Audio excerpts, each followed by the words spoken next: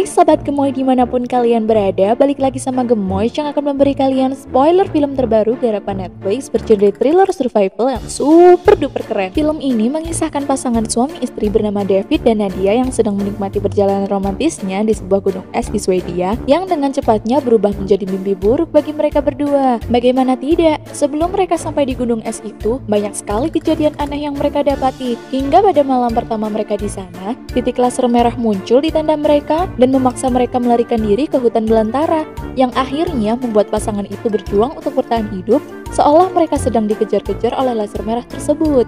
Eits, tapi kalian gak bisa nonton setengah-setengah ya, karena film ini sangat-sangat tidak tertebak alur ceritanya.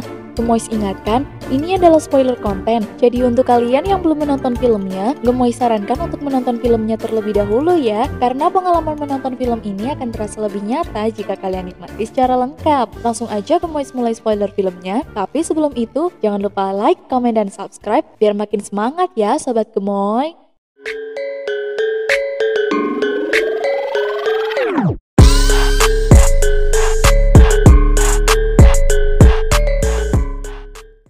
Dikisahkan 1,5 tahun yang lalu, Nadia sedang menghadiri acara kelulusan kekasihnya David. Mereka berdua sangat menikmati momen bahagia tersebut, hingga akhirnya David melamar Nadia. Ya, walaupun David melamarnya melalui pesan radio dari balik kamar mandi, namun hal tersebut tetap membuat Nadia bahagia, karena David berani melamar Nadia. Mereka akhirnya memutuskan untuk menikah dan tinggal bersama. 1,5 tahun berlalu, mereka yang digadang-gadang akan hidup bahagia, justru sebaliknya. David sangat sibuk dengan pekerjaannya, bahkan menghabiskan waktu liburnya untuk bermain game kesukaannya dan tidak mau membantu membereskan pekerjaan rumah seolah tidak peduli dengan Nadia lagi. Nadia yang juga keras kepala tidak mau jika dirinya harus menjadi ibu rumah tangga. Yang Nadia inginkan adalah meraih cita-citanya menjadi seorang dokter. Nadia benar-benar kesal dengan sikap David yang seperti itu. Karena mesin cuci milik mereka sedang rusak, akhirnya Nadia pergi menuju ke laundry room yang ada di apartemen mereka. Saat Nadia berada di sana, dia merasa mual. Hingga datanglah Thomas, tetangga mereka yang paling baik. Thomas bertanya kepada Nadia, apa yang sedang terjadi hingga membuat Nadia bersedih. Ternyata Nadia sedang hamil, namun dia belum memberitahu David karena dia tidak yakin apakah mereka bisa mengurusnya, sedangkan rumah tangga mereka sekarang sedang tidak baik-baik saja menurut Nadia. Tetapi di sana Thomas menenangkan Nadia yang sedang bersedih dan selalu menguatkan Nadia karena Thomas sudah pernah merasakan bagaimana rasanya kehilangan seorang putra. Dengan kukuh, Thomas meyakinkan Nadia bahwa mereka pasti bisa. Keesokan harinya, Nadia yang bangun dari tidurnya terkejut karena pekerjaan rumah sudah beres semua, karena biasanya memang tidak pernah David seperti itu. Lalu, Nadia diberi petunjuk oleh David untuk menemuinya di bawah bersama dengan anjing kesayangan mereka, Boris. Ternyata, David meminta maaf atas perbuatannya selama ini kepada Nadia. David juga menghadiahi Nadia dengan perjalanan romantis menuju ke lembah beruang dan menikmati aurora di sana. David berniat untuk menggantikan waktunya kepada Nadia yang selama ini dihabiskan untuk bekerja. Mereka pun akhirnya berangkat menuju ke tempat tersebut. Saat di perjalanan, mereka mengisi bensin, lalu datanglah seseorang yang sangat menyukai Boris, anjing milik David dan Nadia. Boris mencium bau tidak sedap dari balik mobil tersebut dan membuat David mengintip dalam muatan seseorang tersebut. Betapa terkejutnya David bahwa yang ia temukan adalah kepala rusa dan darah yang menggenang di mana-mana. David menebak bahwa dia adalah seorang pemburu. Akhirnya, mereka memutuskan untuk segera meninggalkan orang asing tersebut. Saat mereka hendak melanjutkan perjalanan, David tidak sengaja menggores mobil milik orang tersebut. Nadia mencemaskan hal itu, berniat untuk meminta maaf kepada orang tersebut, namun David bersikeras untuk meninggalkan tempat itu. Saat mereka sampai di sebuah bar, sekaligus pembelian tiket menuju ke gunung es tersebut, mereka bertemu dengan wanita bernama Mona yang tingkahnya sangat-sangat aneh. Mona meninggalkan mereka, lalu datanglah Einar yang mempersilahkan mereka. Mereka menjadwalkan 3 malam untuk menikmati aurora tersebut. Einar memberikan kunci kamar mereka untuk beristirahat. Einar juga sudah memperingatkan bahwa malam akan menjadi waktu yang paling dingin dan sepi. Karena itu adalah lembah beruang yang sangat membahayakan, maka mereka harus tetap bersama. Nadia sedang melihat tingkah laku Mona yang sangat aneh, mulai curiga dengan gerak-geriknya. Namun Nadia tetap berpikiran positif karena sebentar lagi ia akan menikmati indahnya aurora bersama David. Dari kejauhan, David juga melihat seseorang yang ia temui saat mengisi bensin. Dia bersama seorang lainnya yang sedang memperhatikan David, juga Nadia. Mereka mulai cemas, namun karena kebahagiaan yang mereka rasakan melebihi rasa cemas itu, perlahan mereka nampaknya tidak peduli akan keberadaan orang-orang tersebut. Keesokan harinya, mereka memulai perjalanan ski menuju ke lembah beruang tersebut. Saat mereka menuju mobil, mereka melihat goresan di mobil mereka dan ada sebuah tulisan rasisme yang dilontarkan kepada Nadia karena dia berkulit hitam. Nadia yang kesal akan hal tersebut akhirnya mencoret mobil milik seseorang yang ia kira telah mengintainya tersebut dengan obeng. Padahal kan belum tentu orang itu ya yang melakukannya. Orang tersebut kesal dengan perbuatan Nadia, lalu dilepaskanlah anjingnya yang segera mengejar Nadia. Namun Nadia berhasil masuk ke mobil dan kabur dari kejaran anjing tersebut. Sampailah mereka di lembah tersebut. Mereka memulai perjalanan ski menuju ke puncak. Lama waktu berselang, akhirnya mereka menemukan tempat yang cocok untuk beristirahat. Mereka pun mendirikan tenda. Malam hari pun tiba. Saat Nadia merasakan kasih sayang yang David berikan, Nadia pun memutuskan untuk memberitahukan kehamilannya kepada David. Namun di tengah saat bahagia itu, mereka mendapati sebuah laser merah muncul di tenda mereka. Boris sangat ketakutan akan hal itu, dan yang semakin membuat David panik adalah laser tersebut selalu mengarah ke mereka. David pun berteriak mencari di manakah asal laser tersebut. Tidak mungkin ada orang di hamparan salju seluas itu. Laser itu terus mengarah ke mereka hingga Boris memutuskan untuk mengejar laser tersebut. Mendengar suara tembakan, akhirnya mereka melarikan diri dan meninggalkan tenda tersebut. Mereka juga dikepung dengan flare dan terus dikejar-kejar oleh sebuah cahaya. Mereka mendengar suara motor yang tidak jauh dari sana. Terdengar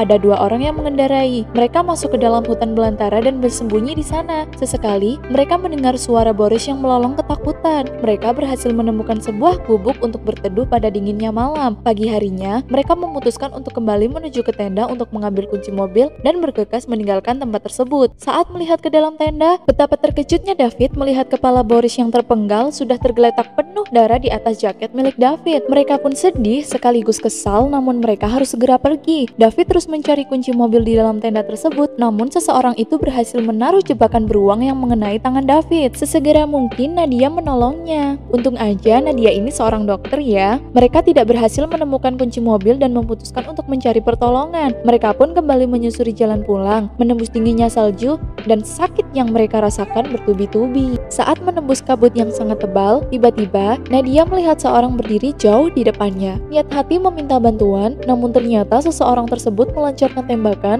dan membuat David juga Nadia makin terancam. David membisikkan kepada Nadia kalau senjata tersebut sama persis dengan yang ia lihat saat di pom bensin. Senjata tersebut sama dengan di game yang selalu David mainkan. David sangat hafal dengan isi peluru beserta waktu pengisian amunisi tersebut. Mereka butuh satu kali tembakan lagi, lalu mereka bisa kabur dalam 10 detik karena 10 detik tersebut adalah waktu pemburu tersebut mengisi amunisinya. Tembakan terakhir dilancarkan dan mereka pun kabur menuju ke dalam hutan. Namun sayangnya, David berhasil ditembak oleh orang tersebut seolah orang tersebut memiliki dendam yang mendalam kepada mereka berdua. David dan Nadia pun akhirnya terpisah karena kabut yang sangat-sangat tebal. Saat Nadia berdiri di atas es, betapa takutnya Nadia akan es yang mulai retak. David berusaha bangkit dan mencari Nadia melewati hutan tersebut. Jarak pandang yang sangat buruk membuat mereka kesulitan menemukan satu sama lain. Nadia dan David terus bersahutan namun mereka tidak menemukan apa-apa. Saat ada bongkahan es yang retak dan terdengar suara David di sana, Nadia segera lari dan menolong David. David tenggelam dan semakin membuat Nadia berputus asa. Namun tiba-tiba muncul David dan segera diselamatkan olehnya. Nadia memaksa David untuk terus berjalan hingga akhirnya mereka menemukan pos penyelamatan. Nadia segera menjahit luka David dan mencari peralatan yang bisa menolong mereka. Nadia menemukan flare yang pemburu itu gunakan untuk menyerang mereka saat malam yang lalu. Nadia juga menelpon pusat bantuan agar segera dijemput. Mereka sudah lebih baik di sana. Namun perasaan Nadia tetap saja kacau karena khawatir dengan bayi yang ada di dalam perutnya. Nadia terus dibayang-bayangi oleh kesalahan yang pernah mereka perbuat dan takut akan memperburuk keadaan saat bayi itu lahir. Nadia pun segera mengecek perutnya dengan stetoskop dan mendengarkan detak jantung bayi tersebut. Nadia dan David pun sangat bahagia akan keajaiban tersebut. Pagi harinya, mereka mendengar suara seseorang yang menghampiri mereka. Rupanya itu adalah bantuan. Namun betapa terkejutnya Nadia melihat orang tersebut adalah saudara dari pemburu yang dijumpai David. Dia bernama Jarmo. Jarmo mencari keberadaan mereka di dalam pos itu untuk menyelamatkan mereka. Namun David dan Nadia tidak ada di dalam sana. Nadia dan David akhirnya kabur dan masuk ke dalam sebuah lubang. Karena saking paniknya, mereka sampai tidak mengetahui kalau di dalam lubang tersebut terdapat anjing pemburu milik saudaranya, Roll.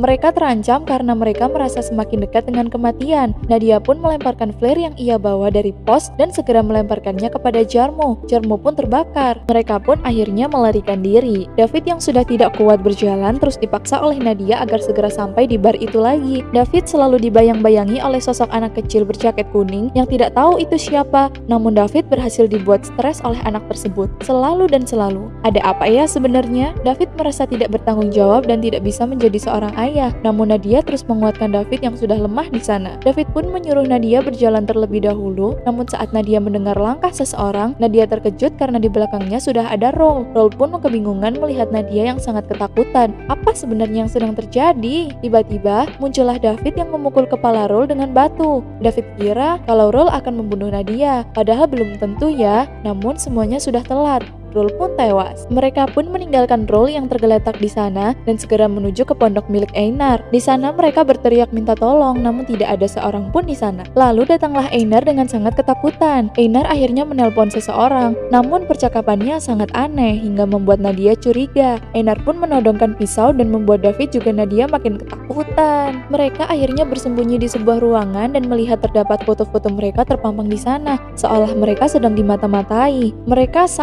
sangat terkejut melihat foto seorang anak kecil yang tidak berdosa, di mana anak tersebut sangat mirip dengan potret anak yang selalu menghantui David. Tiba-tiba muncullah Thomas, tetangga mereka yang sangat baik. Namun kali ini Thomas tidak sedang baik-baik saja, karena dia membawa senjata di tangannya. Betapa terkejutnya mereka kalau ternyata anak itu adalah putra dari Thomas. Apakah kalian ingat dengan hari di mana David dinyatakan lulus dan melamar Nadia? Ya, semua itu terjadi saat di dalam mobil di mana mereka yang sangat bahagia atas pernikahannya yang semakin dekat tidak menyangka akan menjadi mimpi buruk bagi mereka. Saat perjalanan pulang, mereka menabrak seorang bocah berjaket kuning yang sedang ada di tengah jalan. Nadia pun keluar dan memastikan anak itu baik-baik saja. Namun betapa terkejutnya Nadia bahwa anak itu telah tewas di tempat. Rupanya anak itu sedang bermain drone bersama ayahnya Thomas. Saat anak itu mengejar drone di jalan itu, anak tersebut tidak mengetahui akan adanya bahaya. Saat itu juga Thomas melihat putranya yang tewas lewat drone miliknya. Nadia masuk mobil dan memberitahu David, namun David memutuskan untuk kabur karena mereka akan segera menikah. Mereka selalu dihantui rasa bersalah, hidup dalam keterpurukan, dan sangat-sangat tidak bahagia. Nadia berniat untuk melaporkan kejadian itu kepada polisi, namun David tidak mau dipenjara karena mereka hanya akan kehilangan satu sama lain. Mereka pun melanjutkan hidup dengan seadanya. Thomas tidak melaporkan kejadian tersebut kepada polisi juga, karena itu hanya akan memperburuk keadaan. Ya, Thomas akan membuatnya hancur, tapi tidak semudah itu. Thomas memutar rekaman drone siapa pelaku di balik tewasnya putra kesayangannya Thomas itu, melacak nomor kendaraannya, dan pemiliknya adalah David Daftender. Thomas membalaskan dendamnya sendiri. Thomas pindah ke apartemen milik David dan Nadia, sehingga mereka bertetangga. Thomas memata-matai apa yang mereka lakukan setiap hari untuk mencari celah, termasuk saat Nadia bersedih karena akan mempunyai anak. Ternyata Thomaslah yang mempersiapkan tiket untuk berangkat menuju ke lembah beruang. Thomas meminta mereka untuk diam dan duduk. Thomas bersiap untuk menghukum mereka. Thomas benar-benar menganiaya mereka hingga Nadia meminta maaf dengan terseduh-seduh. Namun semuanya sudah terlambat. Thomas yang kesal pun akhirnya memukul Nadia dengan senjatanya hingga pingsan. Saat Nadia sudah sadar, betapa terkejutnya dia melihat suaminya yang sudah membawa bor. Thomas menyuruh David untuk mengebor perut Nadia. Tentu saja David memilih untuk tidak melakukannya dan tepat saat Thomas hendak membunuh Nadia, Jarmo pun datang yang ternyata belum tewas karena flare yang diledakkan oleh Nadia. Thomas sangat kebingungan melihat situasi yang seperti itu. Lalu Thomas pun membunuh Jarmo dan tidak sengaja peluru Jarmo menembus leher Einar. Saat itulah kesempatan emas bagi David dan Nadia untuk melarikan diri. Mereka pun berhasil keluar dari rumah tersebut, namun David yang sudah tidak kuat lagi berjalan menyuruh Nadia untuk segera pergi. Biarkan David mempertanggungjawabkan semua perbuatannya. Nadia pun pergi demi melindungi bayi yang ada di dalam perutnya. Nadia menemukan tubuh Roll dan mengambil senjatanya sebelum kembali untuk menyelamatkan David karena dia merasa tidak bisa terus melarikan diri. Rupanya Nadia udah mengambil langkah yang salah. Benar saja, saat Nadia kembali untuk menolong David, Nadia ditembak dan dibunuh oleh Mona. Ya, Mona yang mereka temui di bar ternyata ia adalah istri Thomas yang telah merencanakan ini semua. Itu sebabnya Thomas terus mengincar Nadia dan David karena dia tahu mereka telah berperan dalam kematian putranya. David pun ditinggalkan oleh Thomas juga Mona dan membiarkannya merasakan penderitaan yang telah mereka berikan kepada Thomas. Nah, itu dia yang bisa Gemoy sampaikan. Maaf ya jika banyak kesalahan. Jangan lupa like, komen, dan subscribe serta share ke teman-teman kalian untuk menambah wawasan. Jangan lupa tonton filmnya. See you. Bye-bye.